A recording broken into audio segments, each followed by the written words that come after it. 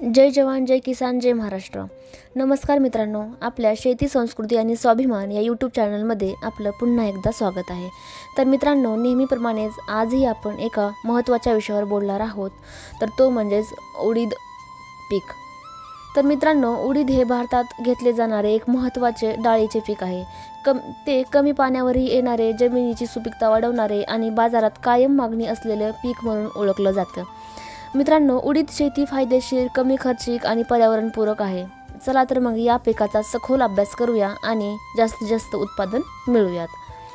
तर मित्रांनो, सगळ्यात अगोदर आपण थोडक्यात बघणार आहोत की उडीद पिकाची ओळख कशी। तर मित्रांनो, उडीद हे खरीप हंगामात घेतले जाणारे पीक आहे, जे जून ते जुलै महिन्यात पेरले जाते आणि सप्टेंबर ते ऑक्टोबरमध्ये काढण्यास तयार होते। याला काही भागामध्ये हिवाळी हंगामातही घेतले जाते, म्हणजेच रब्बी हंगामात।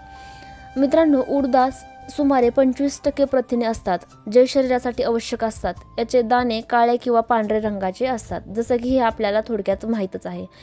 तसेच मित्रांनो, आपण बघणार आहोत की उडीद शेतीसाठी हवामान आणि जमीन कसं असायला हवं, जेणेकरून आपल्याला जास्तीत जास्त उत्पादन मिळेल व आपला चांगला फायदा होईल।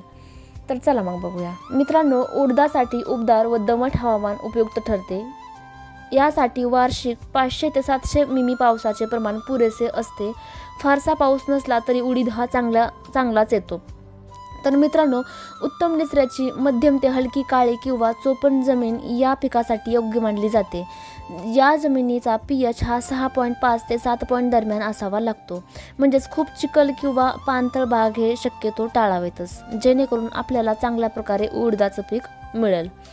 तर मित्रांनो, उडीद शेती करण्या अगोदर आपल्याला वाणांची निवड करतानाची काही घ्यावयाची काळजी, म्हणजे जसं की पिकासाठी रोगप्रतिरोधक आणि जास्त उत्पादन देणारेच वाण निवडावेत। यासाठी काही प्रसिद्ध वाणही आपण इथे घेऊन आलेलो आहोत, तो म्हणजेच TAU1 हा वाण कमी कालावधी आणि रोगप्रतिरोधक म्हणून ओळखला जातो।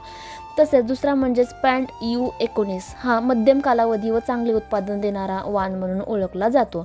तसंच तिसरा बघायला गेलं तर TAU2, LOU1, IPU 94-1 अशा विविध हवामानासाठी उपयुक्त असलेले विविध वाण आहेत, जे आपल्याला चांगल्याच प्रकारे फायदा मिळवून देते। तर मित्रांनो, उत्पन्न वाढवण्यासाठी बियाणे हे नेहमी शुद्ध असावेत आणि योग्य प्रमाणातच वापरावे, जेणेकरून आपल्याला उडदाचे पीक हे व्यवस्थित आणि चांगल्या प्रमाणे मिळेल। तर मित्रांनो, तसेच हे बघितलं आपण उडदाची काही वाणं, त्याचबरोबर आपण बघणार आहोत की उडीद पेरणीच्या वेळेस काही घ्यावयाच्या गोष्टी लक्षात। म्हणजेच मित्रांनो, जसं की उडदाची पेरणी ही जूनच्या दुसऱ्या आठवड्यापासूनच करावी। पेरणीच्या आधी बीज प्रक्रिया करणे आवश्यक आहे। ट्रायकोडर्मा किंवा थायरम सारख्या बुरशी नियंत्रणाची प्रक्रिया केल्याने रोग हे कमी होतात व आपल्याला पीक चांगल्या प्रमाणात मिळतं। तर मित्रांनो, पेरणीसाठी काही शिफारसी आहेत, म्हणजेच बियाण्यांचे प्रमाण हे 25 ते 30 किलो प्रति हेक्टर असावं। तर मित्रांनो, तसेच मित्रांनो, 2 ओळीमधील अंतर हे 30 सेंटीमीटर एवढं असावं व रोपांमधील अंतर हे 10 सेंटीमीटर एवढं ठेवावं। मित्रांनो, बीज खोल न टाकता 4 ते 5 सेंटीमीटर खोल एवढंच पेरावं, जेणेकरून आपल्याला उडदाचं पीक जरा व्यवस्थितच येईल। तर मित्रांनो, तसंच काही सिंचन व तण व्यवस्थापनाबद्दलही थोडक्यात बघणार आहोत। मित्रांनो, जसं की उडीद हा पावसावर अवलंबून घेतले जाणारं पीक आहे, पण दीर्घ कोरडा कालावधी आला तर 2 ते 3 पूरक सिंचन द्यावेच लागते। जसं की पहिले सिंचन हे पेरणीनंतर 25 ते 30 दिवसांनी व दुसरे सिंचन हे फुलोऱ्यानंतर दिलेलं आवश्यक ठरतं। तण नियंत्रणासाठी पेरणीनंतर 15 ते 20 दिवसात कोळपणी करावीच लागते। गरज असेल तर प्री इमर्जन्स हर्बिसाइड्ससुद्धा वापरू शकतो। तसेच मित्रांनो, आपण थोडक्यात खते व जैव खतेबद्दलही बघणार आहोत। तर मित्रांनो, शिफारस केलेले खताचे प्रमाण हे हेक्टरी म्हटलं तर नायट्रोजन 15 ते 20 किलो प्रति हेक्टर, तसेच स्फुरद हे 40 ते 50 किलो प्रति हेक्टर, तसेच सेंद्रिय खत म्हटलं तर शेणखत 5 ते 10 टन प्रति हेक्टर अशा प्रकारे वापरावे। तसंच रिझोबियम कल्चर वापरल्यास उडीद नायट्रोजन जमिनीत स्वतः निर्माण करतो व त्यामुळे खताचा खर्चही आपल्याला कमी होतो। व मित्रांनो, बघायला गेलं तर कीड व रोग नियंत्रण कसं असायला हवं, जेणेकरून आपल्याला उडीद पिकावरील किडांचा व रोगांचा प्रादुर्भाव करता येतो। पहिलं म्हणजेच आळी।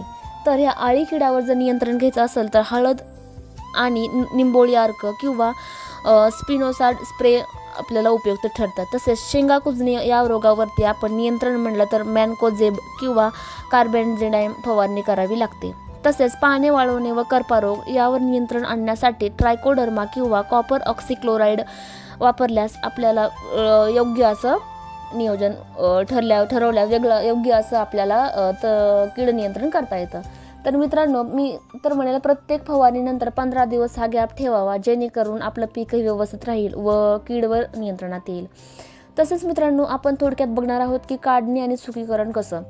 तर मित्रांनो, उडीद काढण्यासाठीची योग्य वेळ म्हणजे झाडावर 80% शेंगा काळ्या सुकलेल्या असतील तेव्हाच आपण म्हणूयात की काढणीची वेळ आलेली आहे. तसेच उशीर केल्यास शेंगा फुटतात आणि त्याचे नुकसान होते व आपल्या उत्पादनातही घट होते. मित्रांनो, झाडे उपटून किंवा कापून 2-3 दिवस वाळवावीत. वाळल्यावर शेंगा फोडून दाणे काढावेत. दाण्यांमध्ये ओलावा हा 12 ते 13% पर्यंत कमी झाल्यावरच त्याची साठवणूक करावी, जेणेकरून उडीद हा जास्त काळासाठी आपण साठवणूक करू शकतो व आपल्याला त्याचे नुकसानही काही राहत नाही. तर मित्रांनो, थोडक्यात बघायला गेलं तर उत्पादन व नफा.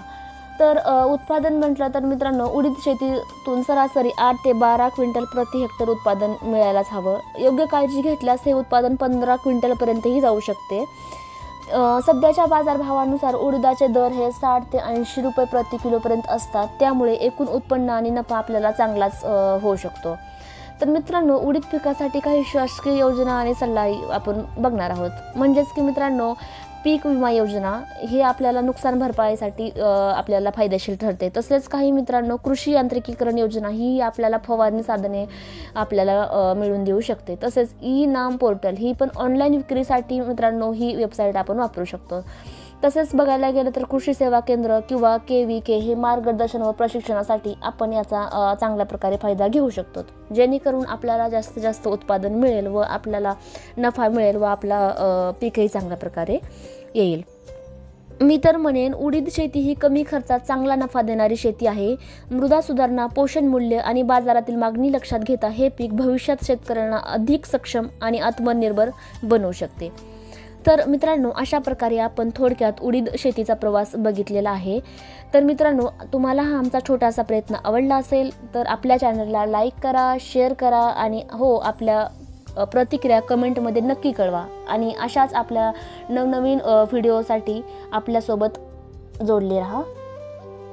तर पुन्हा भेटूया अशाच नवीन व्हिडिओसोबत. धन्यवाद.